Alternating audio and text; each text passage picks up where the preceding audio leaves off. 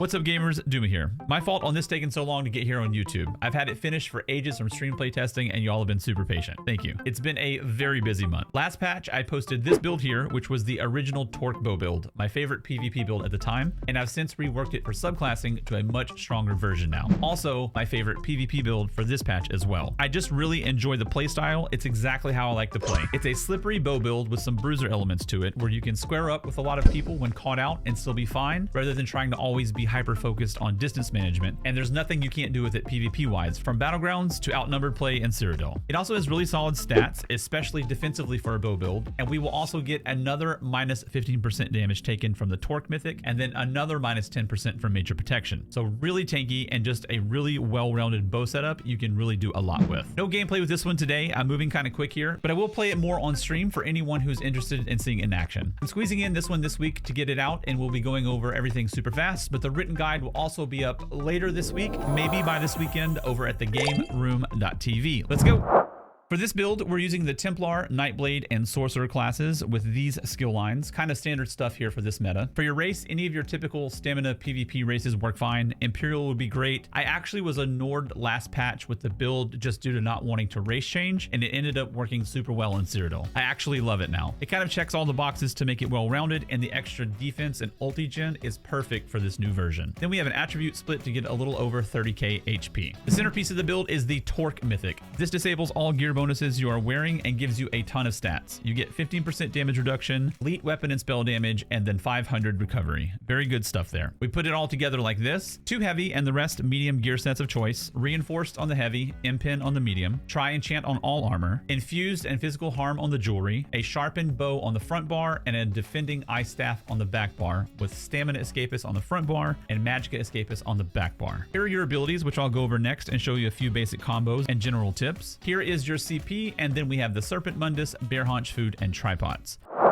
Backbar abilities is pretty standard stuff with heals, buffs, and breach. Don't let your buffs fall off. Use heals as needed, but I do want to go over a few big things here. Our scribing ability, Healing Soul, is mainly for overworld, not BGs. I have healing for the first script, major vitality for the third script, and then you can use whatever second script you like. There's a few relevant options there, but I just run more heals with Sage's Remedy. The Templar class mastery script is also a really good choice as well, but it's up to you. What I wanted to show you was this is terrible for BGs because it's not 100% reliable to go to you when you need it versus a teammate, no matter where you have your camera pointed. But it's amazing for overworld. For BGs, I bring in healing contingency using it in my dodge rolls, and then you get a great secondary benefit of the minor sustain buffs for the third script, which is great because there's no CP in BGs. So contingency for BGs, wield soul for overworld. Next, they reverted the update 47 change to remove the major resolve from Hurricane and its other morph. I'll put a link to that article in the video description as well if you're interested. Also, I have overload on the back bar and sweep on the front bar. You can get a little over 100 more weapon damage on the front bar from passives by swapping these two, but I don't like the double bar swap on my go attempts. If you don't mind that, swap these two. But if there's a little lag in Cyrodiil, it can hang you up a bit. For the front bar, yes, I'm aware of the update 47 pending Grim Focus changes, but as of now, it will change nothing for the build other than losing some weapon damage. You'll still build stacks, you'll still use them for a burst of damage, and get healing from it when in melee range. A lot of people like Javelin for their Adrix Spear skill and stun, and that's totally fine if you want to do that and keep it OG and keep it all ranged, but I really like Topple here. It adds some fun, unique gameplay to it, gives you major protection, as well as not getting body blocked on your kill when hovering around Zergs and whatnot. I'll go over a few basic combos, building and difficulty and output. First, let's be aware of the rip and dip concept. We charge in, blow someone up, and dip out. On that note, something to be aware of and potentially practice if you need it is loading up a lethal arrow followed by an immediate topple, which lands at the same time, roughly about 0.2 of a second apart on decent ping, even if at max range. So legitimately at the same time, reaction speed wise. And then for example purposes here, every combo will start with 10 stacks of Merciless Resolve, which is easy to build and maintain while playing ranged. Next, you should always pre-LE sus your kill targets for breach and burning damage. And then all of these examples is unbuffed with no breach, so ignore the actual damage numbers here. So the most basic combo with that idea on squishies or someone not at full HP is lethal arrow, topple, bow proc from Merciless Resolve. Simple, clean, and lots of damage in a stun that all lands in just a hair over one global. Next is the same thing again, adding in sweep at the end,